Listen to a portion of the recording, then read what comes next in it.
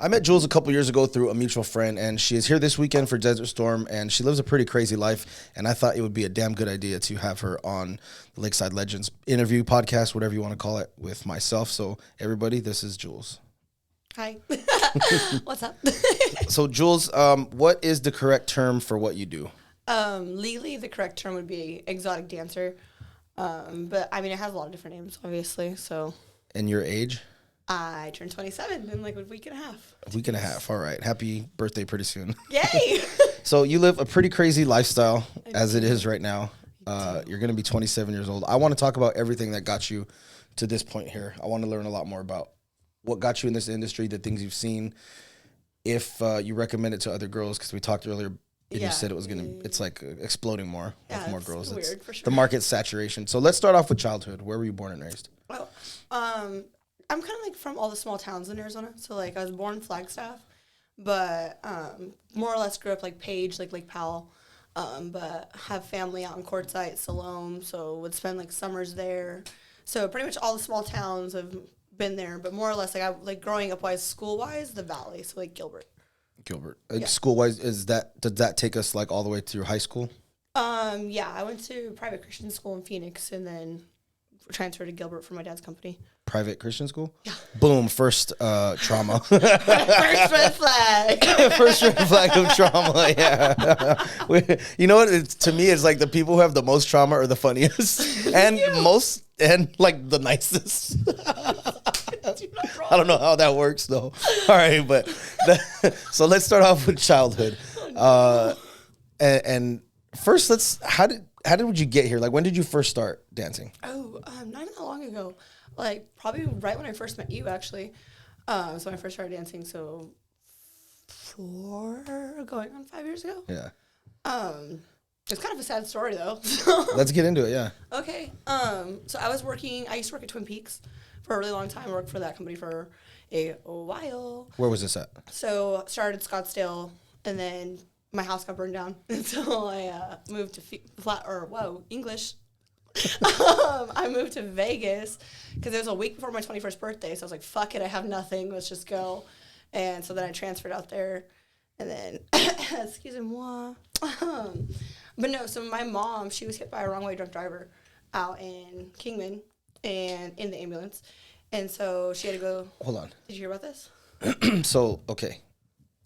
She It. was hit in the ambulance? Yeah, so she was driving the ambulance and then a drunk she was driver driving. hit the ambulance. Oh my God. Yeah. Yeah, I made national news. That's like help. Help is on the way, and then help gets nailed by a drunk driver. Yeah, exactly. Was she on a call? Like she was going to? Did you have someone in the back? Was she No, going to thank help? God they didn't have anyone in the back. They were doing. So basically, like when there's not enough ambulances for a certain area, they'll send one out from a different area to cover that section. So she was on her way to go cover a section for somebody else because it was late at night. I actually drove past the accident. Did you know it was her? No, I had no idea. Did you think, was there something in your head like, shit, that could be my mom? I had a weird feeling, so that's why I have 333 tattooed all over me. So I'm gonna get chills right now. I was actually at dinner in Vegas, and my phone kept getting blown up, and then people were saying hey, you need to get a hold of your mom, and I'm like, what? Because that has never happened before, and I had this weird gut feeling, I just felt sad. And so I was like, okay, I'm just going to go because Kingman's not that far from Vegas. So I got in my car and started driving, and I saw 333 on license plates, on building numbers, whether it's a time, number on a song, mileage on my car. I just saw it everywhere, and I actually drove past her accident at 3:33 in the morning and had no idea it was her because it happened on the highway, where you go to Kingman to Bullhead. Yeah. And so all I saw was 40 cop lights and all this stuff. And so I knew that was her jurisdiction. So I texted her. I'm like, hey, what's going on? Never got anything. So I was like, okay, maybe she's busy. Maybe she's on that call. But not me thinking it would be her. And so I go into town, waiting to hear, still haven't heard anything. So I'm like, fuck it, I'm hungry. I'm gonna go to Cracker Barrel. I'm gonna get some breakfast while I'm waiting for this bitch to get off. And so I do that, and my total comes to $33.32. And then the song starts playing called Coal Miner's Daughter by Loretta Lynn. Well, her dad, my grandfather, owned a gold mine. And so it was just weird things. And then I went to her house, and that's when she was there, and she broke down crying to me. Because I got really blessed. It could have been way worse. She had to get reconstructive surgery done on her arms, and that's what made me stop, is that she had to go through these surgeries, and even though she was hit at work, workers' comp wasn't going to cover enough bills for all the overtime that she would work. So I was like, okay, like I need to figure this shit out. So I needed something that was flexible and I could still make money to help support her and myself. So that's why I started dancing. But I mean, my family always told me to do it as long as I did it the correct way. That's crazy. I had no idea that that's what. That is wild. It is, right? Because story. So it's out of a desperation. Yeah. You know? Yeah. I wouldn't even necessarily call it desperation in a sense. It's more just like, it was more of a realization of, oh, fuck, like, some shit's happening. I need to get something done. Now. Yeah. Yeah, where you just get paid now and you can't wait another 2 weeks for a paycheck. And yeah, exactly. Your like work I was bartending, I was making tips, but it's just like the schedule because like, you know, like I had to shower her, I had to bathe her, I had to do like all this stuff for her. So it's like I couldn't do all that and do what I was doing. But you could dance at night while she was probably asleep. Yeah, exactly. And then if she needed me, then, you know, because dancing, you can leave whenever you want. You're not required to be there for however long. Or you're not required to go on that night. You're not required for anything. You just 1099 independent contractor. Yep.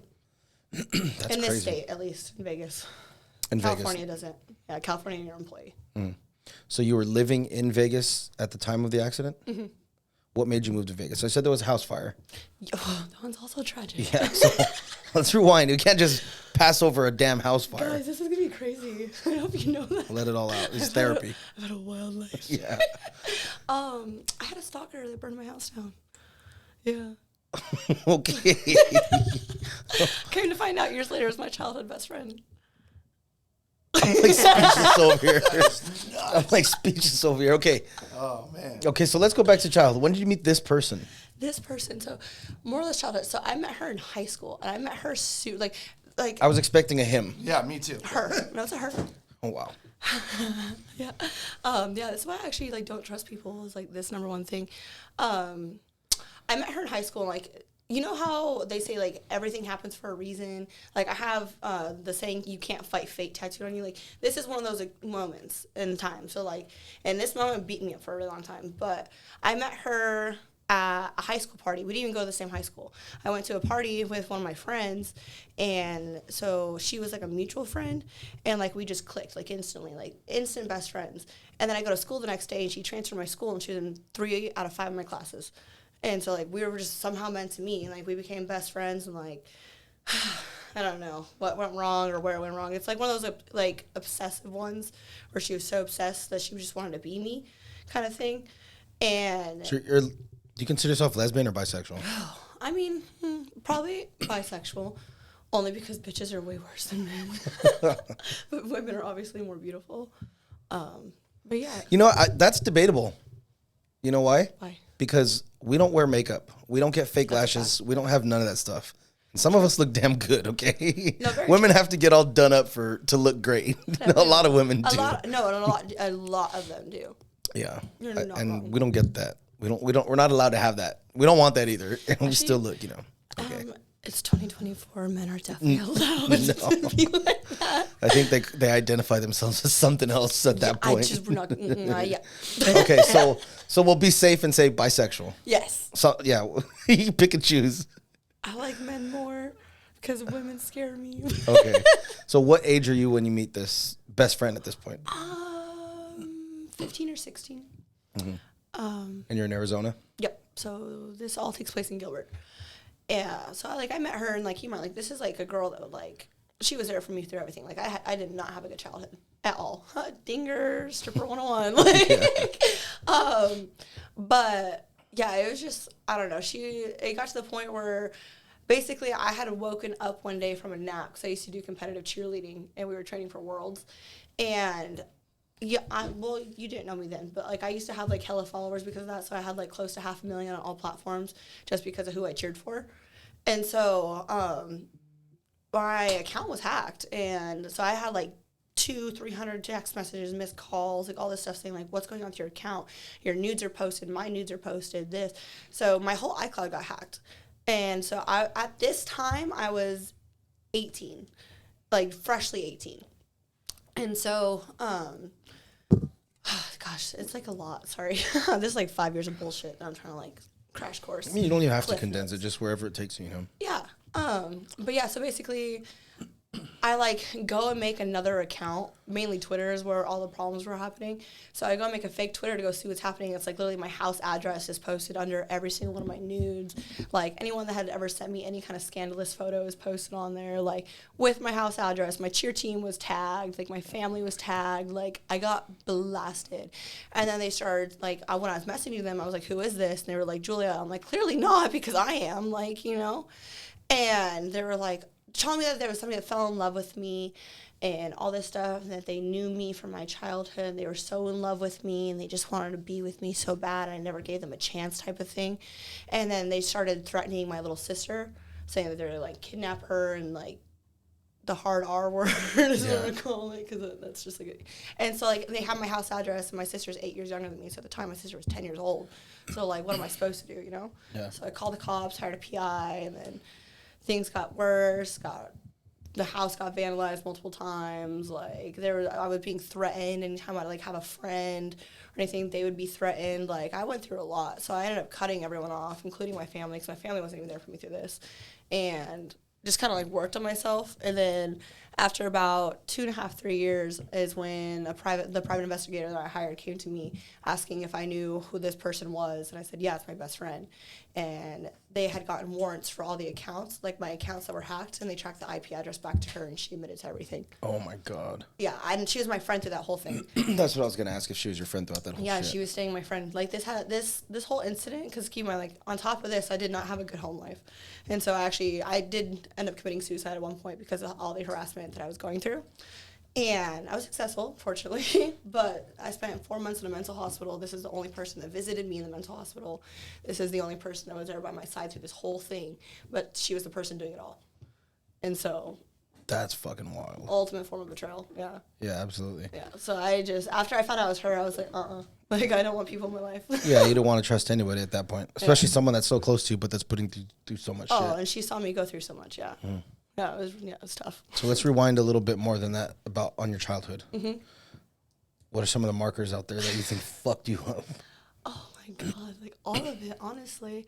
Because like I can't sit here and say that it was all bad, because some of my life was good, but like, you know, like trauma responses, like I forget a lot of things. Like when you go through such bad trauma, your brain pushes it out.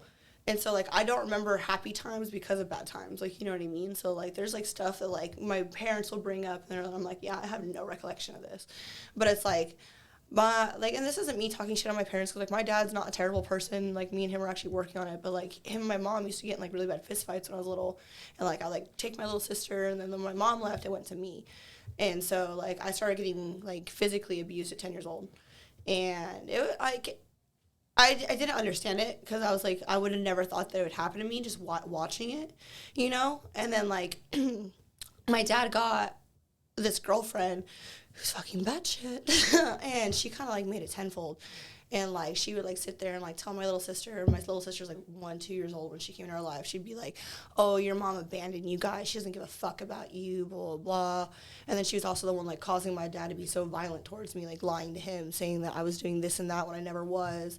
And so it was just, like, fucked up. But, like, that's mainly what it is. Like, my dad would just beat the shit out of me, and he would never trust me. And, like, he would never believe anything that I would say. Because, like, she was the kind of person, like, say if I left, like, a dirty dish in the sink or something, she would, like, say if it had, like, milk in it, like a bowl of cereal, she would go and dump it on my bed. Like, she would, like, do fucked up shit like that. Like, there was a lock on the pantry. I wasn't allowed to eat, like, unless I had permission. My little sister could eat whatever she wanted. Like, it was, like, a complete, like, my little sister had the most perfect life, and my life was absolute trash. And I don't, like, have any resentment or anything for that, but it's just, like, that's, like, what's confusing and hard about it is, like, wow, like, you know?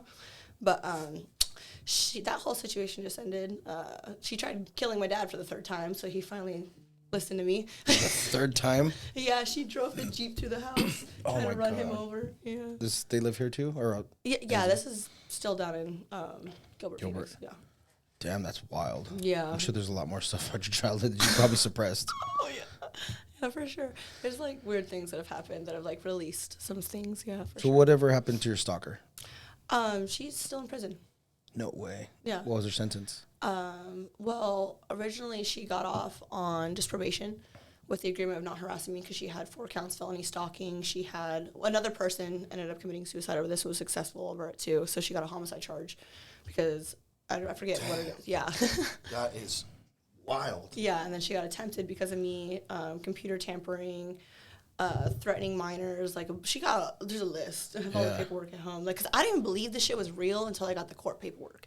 And I was like, holy fuck, like, this isn't just, like, in my head. Like, this is really happening. The person closest to you is doing all this stuff too. It doesn't sound real. Like, if you ever watched the movie The Roommate, like, that's her. Like, it doesn't sound real at all. Like, anytime I'd, like, change my hair color, she would change her hair color the same. Anytime I get a tattoo, she'd get the same tattoo in the exact same place. Like literally obsessive to the point where she wanted to beat me. And I didn't realize how many people she was harassing until the court paperwork came out. And another girl that she was harassing that I actually know, like, me and this girl are still friends to this day, she was like, I need you to talk to somebody. I was like, okay. And she's like, her name's Katie. I'm like, okay.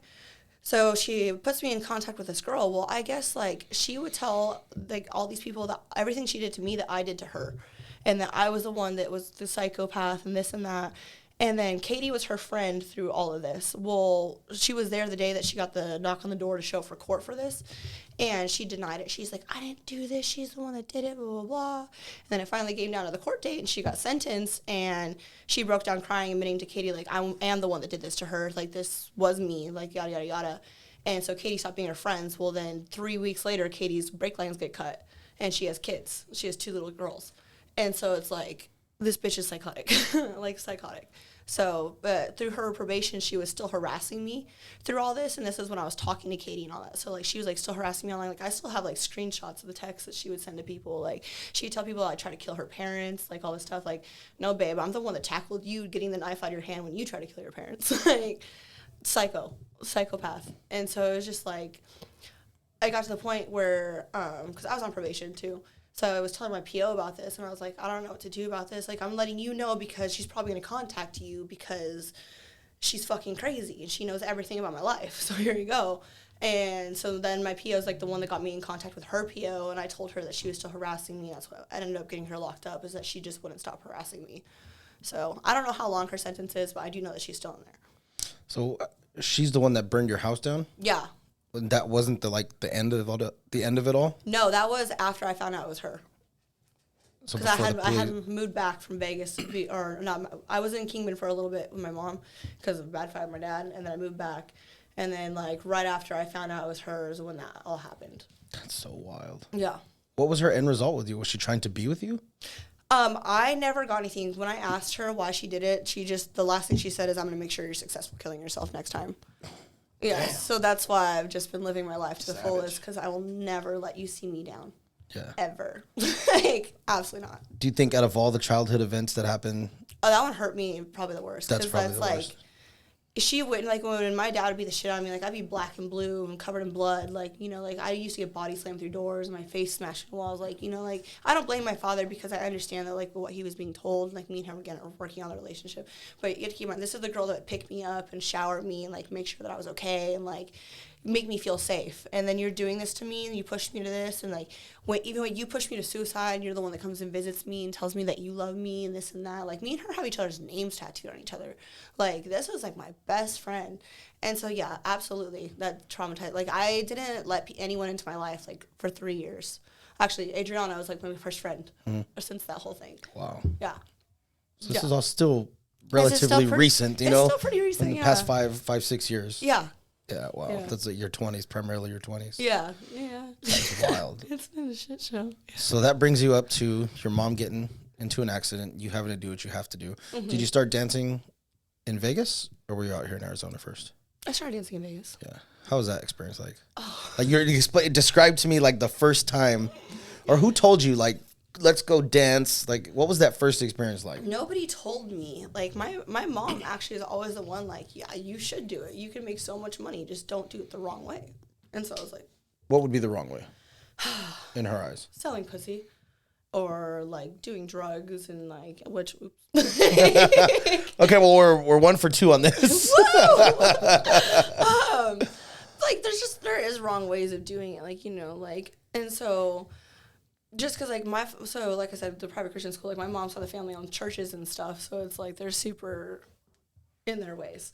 And, like, I get that, you know, but, like, they pretty much all support me. My whole family supports me.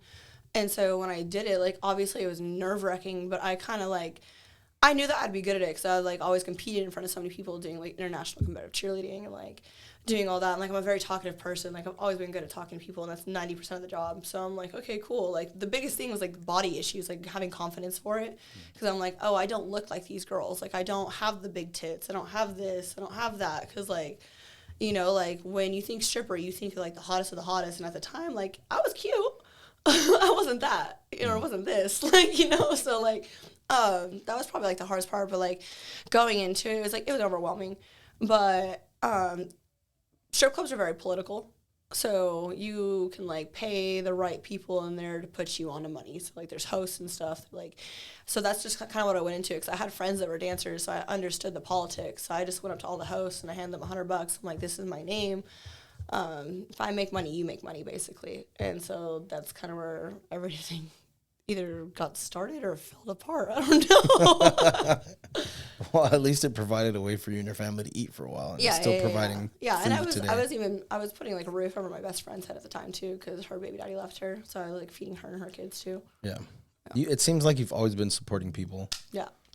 Throughout your life. Yeah, I feel Why like, is that? I think it's a trauma thing, because I never had it. I grew up like so neglected, because like when my mom left and like nothing to her, because I witnessed my dad beat the fuck out of her, like, you know, so like nothing against her. So like, but I wasn't allowed to see her because my dad's new girlfriend. So I didn't re-meet my mom. So she left when I was like 10. I didn't re-meet her till I was 18, when me and my dad got in our last bad fight, and so, like, you know, I had that, but, like, my dad wouldn't listen to me. Like, nobody would listen to me. I was, like, screaming for help. Like, even, like, the cops, whenever the cops would come, I would tell the cops, like, this is what's going on. They'd never listen to me. So, it's, like, the world was, like, so against me in a sense. So, it was, like, now, like, I just feel like I just need to help people and, like, be there. Like, I don't ever want anyone to ever feel like I did. So, I'm always, like, just, like, trying to help people and put out there for them and just, like, hold them, like, give them everything I never had. And I think that's a trauma response, to be honest with you. But I think you might be onto something. Yeah. I'm like, I'm over analytical you pretty much support friends, you know, that are fully capable of supporting themselves. Well, yeah. Yeah.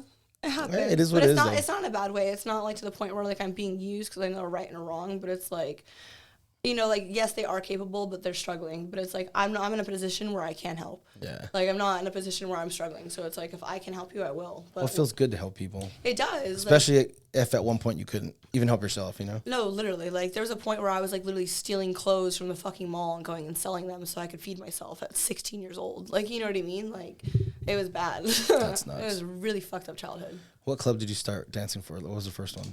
Spearmint Rhino. Ooh.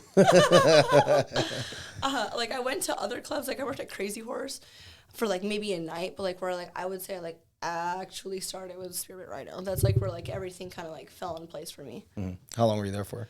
Whew, fucking ever. I'm still there. Oh, okay. I still go there. Yeah. I left, like, last year to go back to Phoenix. But... What was that move for? Because I know you were in Vegas for a while. What was it? I know you were in Vegas for a while. Yeah. So why did you move back to Phoenix? My life fell apart.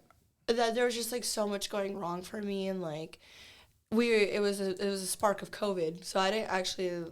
I came here. That's when I met you. It was like when everything kind of started falling apart for me, and then I was back in Vegas after COVID for a little bit. But it's like, I don't know. Like, I go through all these fucked up situations anytime I try to leave Arizona. Because, like, don't get me wrong, I love Arizona. But it just has so many bad memories for me. And it's like, every time I leave, something fucked up happens. And I somehow get sucked back in. So, like, that's, like, the best way to explain it.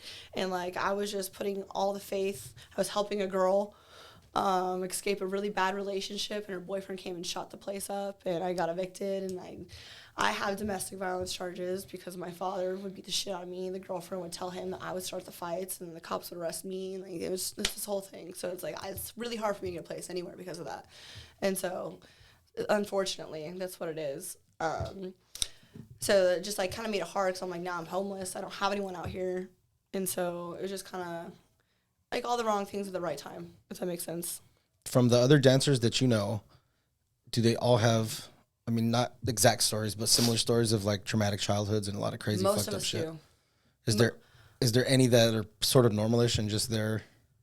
Yeah, there is. There's like one specific girl that just makes me so mad. Why? Because man, she just She's 18. She just turned 19. Her parents set up a business for her name at 15 years old. She turned 18 and got $1 million, and she's still in the club. You think And she's just there because she has $1 million company, like just because she wants to do it? Exactly. Yeah. Because it's over glorified. We were kind of chatting about this earlier, like due to social media, like TikTok and like all that, like there's like all these different niches, or that's what you. Yeah. Okay. So like strip talk, for instance, like they over glorize it. They sit here and think like, oh, your life's so lavish. You go here, you make thousands of dollars, and this, that, the third. And so they all go into expecting it to be that, and it's not. So it's like a lot of the girls in the clubs now are very lost because of that, because they're thinking it's going to be all this. They don't realize all the bad repercussions that come with it. And like if you're not somebody like me with a dominant personality, it's going to eat you up and spit you out. And it will do that. I've seen it do that to so many people. But but going back to like the original question about like the girls and stuff, like being in Vegas, I didn't meet a lot of girls that came from a bad spot, but the Vegas girls are like very standoffish. Like if you're not there for a while, they're not gonna fuck with you, and that's it. I get it. Bitches are crazy. I get it. Territorial. Yeah, it's territorial, and it's just like there's girls that'll try to be your friend just because you make so much money, and because they want to be put on a free game. And so, like, you have to be guarded in this industry. But then when I went to my new club down in Phoenix and I started making friends, like, you would call it trauma bonding would be the classification. And just learning some of their stories, it's like, wow. But it's, like, nice because at least at that club, like, we're all a big family for the most part. Like, you wouldn't think that we'd all be friends, but a lot of us are. And so it's just, like, that's kind of refreshing because, like, for me, opening up to people, like, it's hard for me to open up. And, like, obviously from what I've been through because it's hard for me to trust people. And, like, when I hear them talk about stuff that they've been through, I'm like, okay, like, I can, like, I give them bits and pieces to see where they're at with it, basically. And the people that have stuck around, like, I'm so grateful for them. Because I never thought I'd have friends again, to be honest with you. So it's been, like, it's coddling. And they're, like, I don't know. I feel safe. So the girls, like, at your club, you guys are kind of like a big family. There's no standoffish, like, jerks. Like, there's definitely the bullies. I used to be friends with those ones. Woo! You're a girl's girl. I am a girl's girl. But it's like, whatever. If they want to be bullies, that's on them. Like, you know what I mean? They just have their own problems to work on. So. Like, pros and cons of dancing. What do you say? What is highlights? What are the positive things that you've seen come out of this? Man, I've met people that, like, people dream of meeting. Like, I've met all my favorite famous people, and, like, I just think that's crazy. Because, like, I can verify. I know some of the names. I won't say any, but yeah. Awesome. Like, I think that's really freaking cool. I like the money that you make and the people you meet. Not even the famous people, like the people you can meet for, like, businesses and stuff. Like, all these different businessmen that, like, will sit here and, like, teach you all this stuff because they want to see you do better because they don't like seeing girls in this position.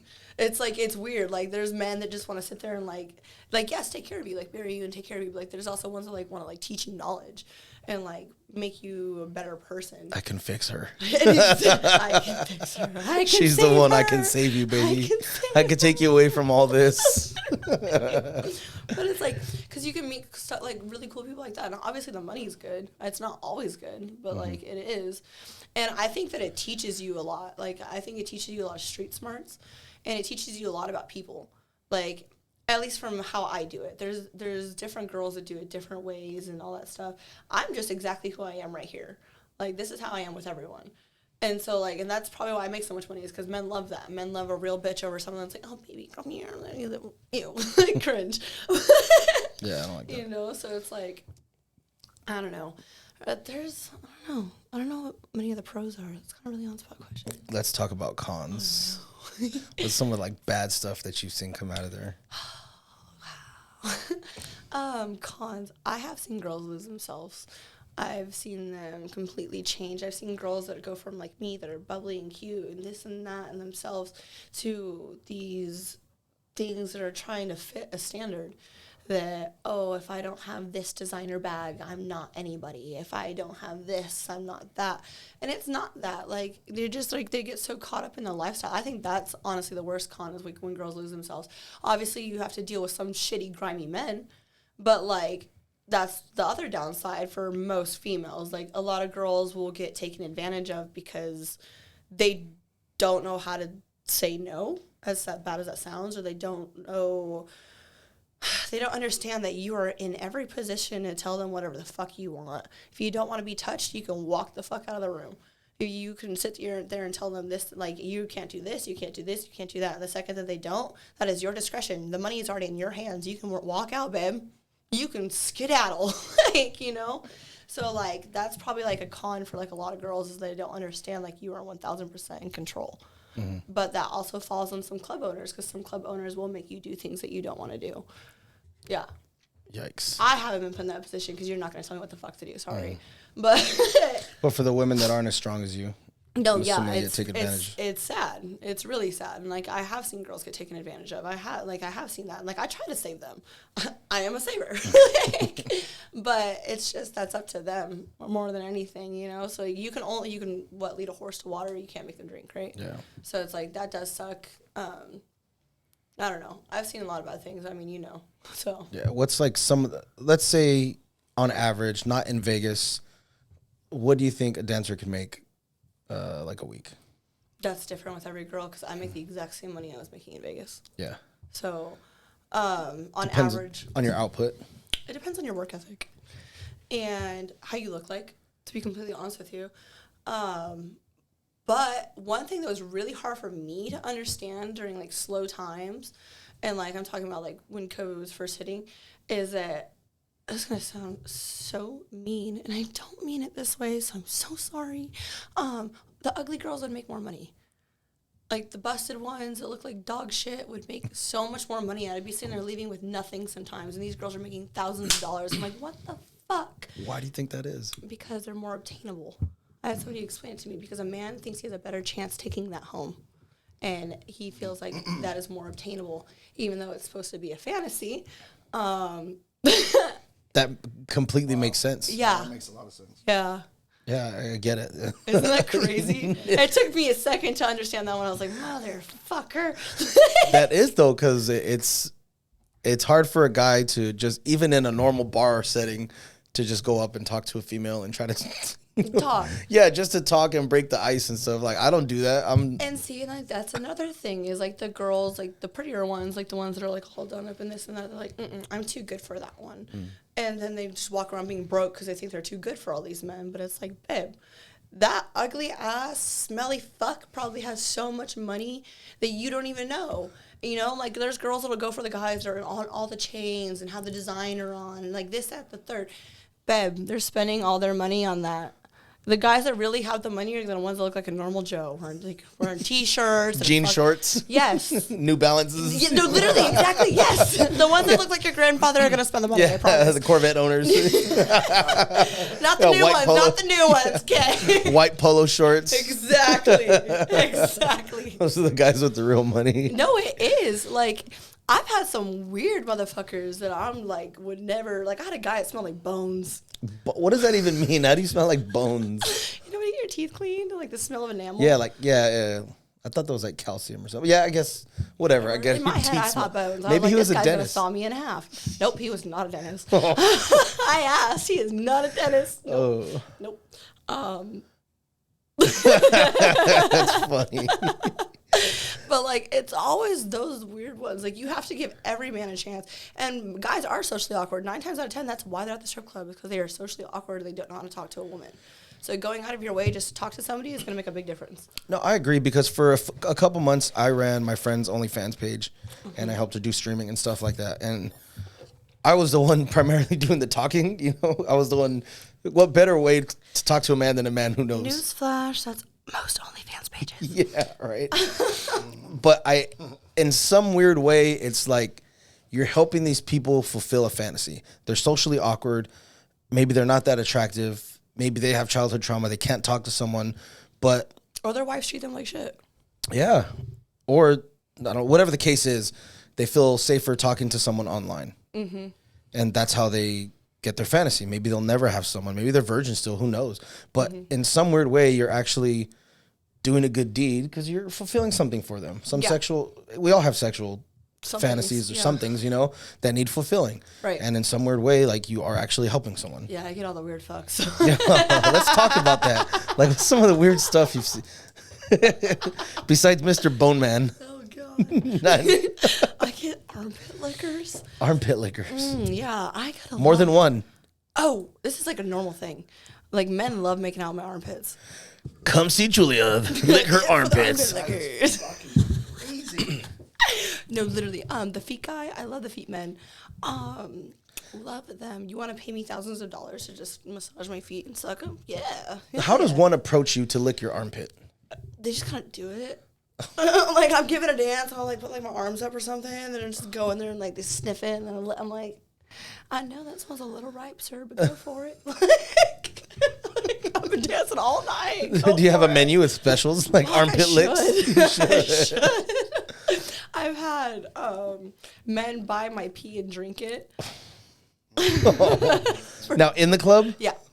You just get a cup and go in? Exactly, yeah. Oh my God. What do you get paid for something like that? The first time I charged $3,000. Because I thought it was a joke. So I was like in the middle of the dance. So I'm like, oh, I have to go pee. He's like, you just pee in my mouth. And I'm like, what? He's like, yeah. I was like, you're into that? I was like, yeah. He's like, I love drinking pee. I'm like, seriously? And I was like, yeah. I was like, I can go piss in a cup. He's like, I wish you would. I was like, 3,000. Hands it to me. I said, okay, BRB. Josh, would you ever pay someone to do that?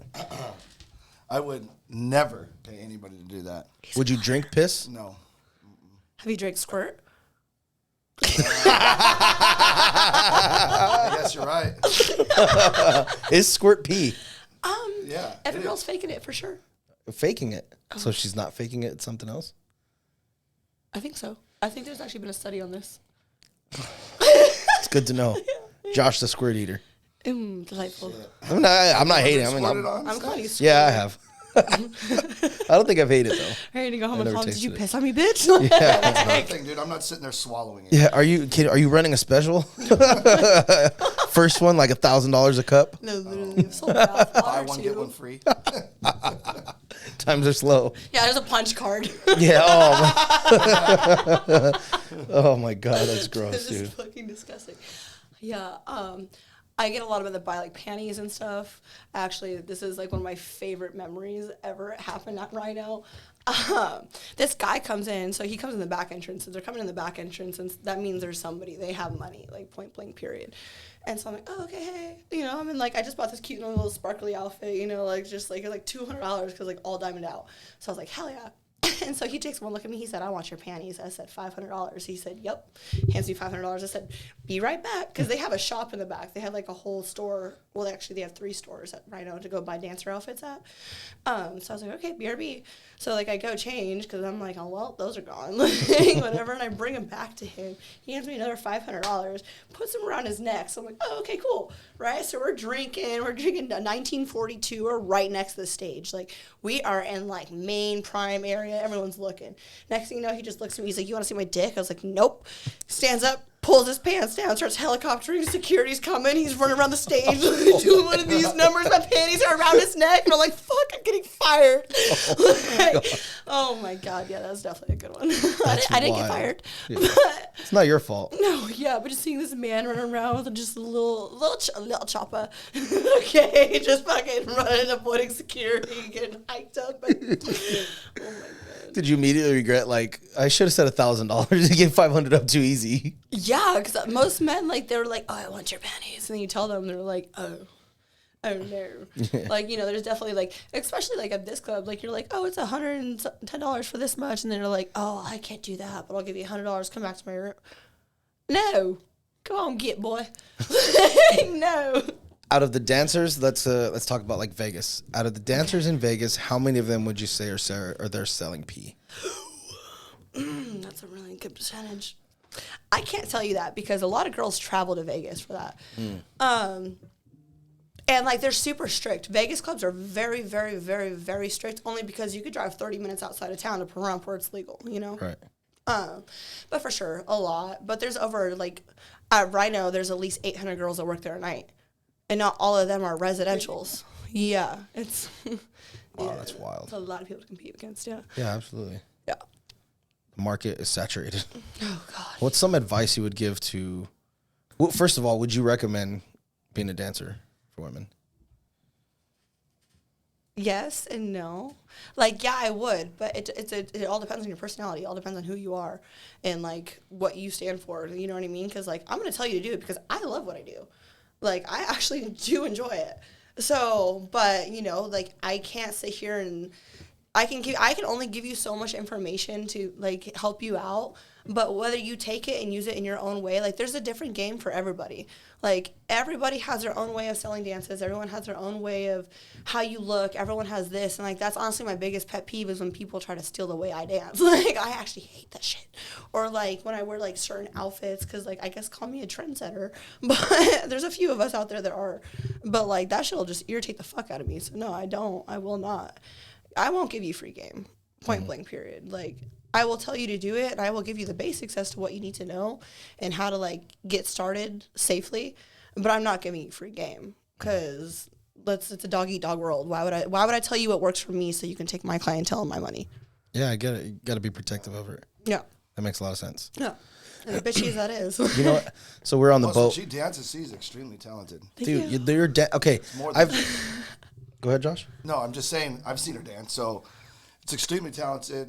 You know, it's more than just being pretty, you know what I mean, and being at a strip club. I mean, she does some pretty crazy shit on the pole, you know what I mean? She gets on the lyra, which is, I call it the little hoop. Yeah. I've never seen you dance in person. I'm not a big strip club guy. We've talked about this. Yeah. I've been to Never strip in person, club. by the way. What do you say? He said never in person. Never in by the person, way. just on no. her videos. Just on her Insta. We'll put her Insta up there. I'm not a big strip club guy. Like you said, everyone's different. I don't like that fake love. Hey, daddy. It's just not me, you know?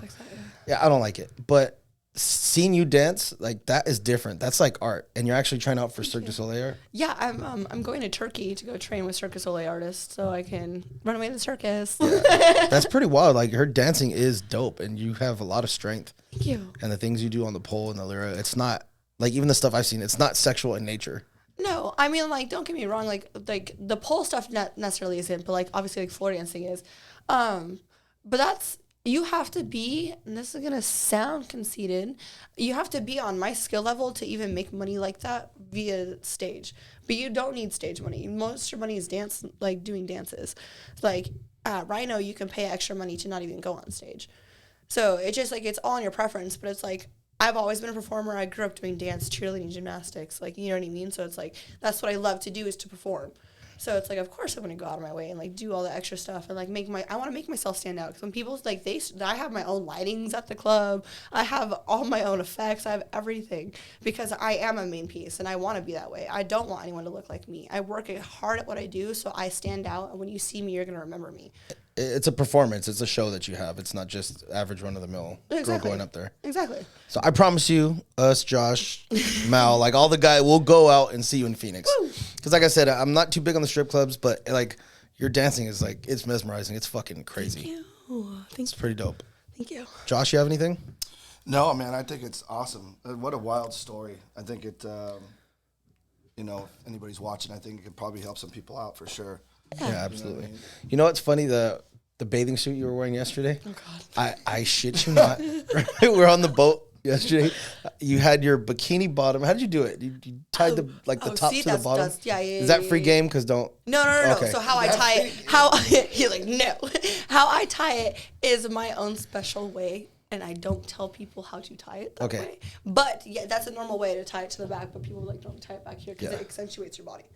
I had no shit. 4 different messages from different girls saying, "What the hell is she wearing?" I'm like, what? And like, it's a bikini. I think it's just the way you tie it that tripped him out. But word for word, verbatim, that 4 different messages saying, "What the hell is she wearing?" Why? Because it looked too good? I guess, I don't know, whatever it is. But yeah, I guess it's not the norm. I've never seen anyone do that normal. either. No, it's not normal. Pretty creative. But I'm going to tie it how it's going to make my body look the best. Yeah. Like, my back muscles are insane, so I'm going to show those off. Like, I wanted to go back and talk about something oh, okay. that I missed, but it's a very huge part of your life. Okay. Your friend. Oh, yeah. So this is like I know the story, and it's hard for me to even explain. So I can't imagine how you feel being your friend. Can you tell us? Yes. If I tear up, I'm sorry. No, I mean, it's, yeah, I It's a completely lot. It's understand. hard. So Was she a dancer? she was a dancer. She worked with me in Phoenix. That's how I met her. There go the tears. What year is this? When did I meet her? Yeah. I met her like 2 years ago. I originally met her like 3-4 years ago, but we weren't friends then. We just recently became friends, probably like a year and a half before her passing. What's her name? Her name's Mercedes Vega. Mercedes. Yep. That's her real name. Yeah. But basically, so last year on April 17th, I was awoken to some of the worst news of my life. So what we had known at that point is that she was found in a burning car on Siloam Road. And we didn't know anything that it entailed until a few months later. But so basically, this is what the autopsy says. I can't discuss everything because only the murderers would know, and like the certain people that the FBI haven't talked to about it. But it's just like she was bashed over the head, shot, bleach poured down her throat, and burned alive. And so, yeah. So she had text two of the girls saying that she was on her way to work, or Dave and Buster's. We don't know which one it was because she had different plans. But she lived 2 minutes away from where I currently work. And then probably that was at 9:18 p.m. And then at 1:17 a.m. she was found at 3:35. I was given a call by her mom. So basically, nobody knew she was missing. She was found with her ID and stuff. She was found in a stolen car, and all of her stuff was with her. And so her ID had her parents' address on it. So her parents got woken up at night from a knock on the door to the cops saying that they found her daughter in a burning car. So she was burned? She was burned alive. But they found out later on that she was hit over the head. Yeah. So hit over the head. So that was in the parking garage because that's where the puddle of blood was found. She was found with bullet wounds and then bleached down the throat because she was found off the I-10. So, like, obviously it wasn't, like, somewhere remotely. Like, you know, like, so somebody called it in right away. It's very brutal. Yeah, it was, yeah. And there's still no suspects, no nothing. No, there's not much, like, that they have. Like, they have some things that they can't discuss. Like, I have my own allegations that I'm not going to say because I don't want anyone to be wrongfully accused. But it's just, I don't know, because we had just celebrated her birthday in Hawaii. She had just turned 22. Maybe on March 10th was her birthday. And so we spent a week in Hawaii, and it's fucked up because the last thing she said to me is that she found peace on Earth and that me and her would be lifelong friends. And, like, ever since, like, everything, like, she was like, I've always been the rock to everybody, and she was my rock. And vice versa. Like, she never had somebody like herself, but I was that to her. And I never had somebody like myself, and she was that to me. So it was just, like, it was just really hard because I was like, wow, like, I finally found the person that, like, I can fully trust and love, and she got taken, so. Yeah. Sorry to hear about that. It's okay. That's very sad. And I hope they do find the killers, whoever responsible for this. So. That's pretty messed up. Did it make national news? Yeah, it's national news. There's actually multiple documentaries on it. There's a girl that's, like, famous for doing it on YouTube that has 1 million views. But it's international. It's not like Australia's news. It's on a bunch of people's newses. Yeah. So that's it's wild. a big story. It's a very big story. Yeah, and do you think it had to do anything with clientele at the club? I don't know. Like, I don't think so because she was super, super safe about all that stuff. Because, like, she was in a prior predicament that, like, kind of, like, made her, like, oh, fuck. Like, I need to get my shit straight. So, like, she didn't really tell people where she lived. She didn't tell anything. Like, it had to be somebody. Like, it's definitely somebody that we know. We just don't know who. So if anybody has any information, any tips, any leads, please contact the FBI. Pretty please. Yeah, Mercedes Vega, rest in peace. Yes, rest in peace, my love. And Josh, I know you had a couple questions, so let's hear it. Yeah, Jules, what's the end game for you as far as, like, you know, obviously at a certain point, the looks fades away with time, you know. Do you have an end game, or what do you plan on doing when you can't strip no more? I have a few end games. The OG one is I don't want to work, so I need to figure this shit out. But currently, so you know one of my best friends. Yes. So, but two of them, by pretty much only two, they do the same thing. They're both, they do dental work, so dental assisting it is, and they're both in school for dental hygienists. Well, I always wanted to do Botox and filler. You can actually do that through dental. So I'm signing up for a 13-week program to go ahead and get the dental assisting done so I can start the other schooling, so I can eventually do Botox and filler and open up a med spa. So that's like my current goal. But I've also thought about like, like buying real estate and investing and like doing that. And like my dad has a really big company down in Phoenix, and so he wants to get rid of it. So I'm trying to find a buyer to buy his company. And I was going to just help him invest all of his money and do all that stuff. Because, like, right now, if he were to sell just the equipment he has, it'd be, like, $10 million that he could invest in getting, like, properties for, like, rentals and stuff. So I just been a discussion with him on that. But, yeah. Jules, I'm glad you came by and stopped in today. I wanted to get to know you a little bit better. I feel a lot closer to you after this now, too. I love you. I'm sure Josh does, too. I love you, too. I love you from afar. All right. Thank you guys for tuning in. We appreciate it. We will see you on the next video.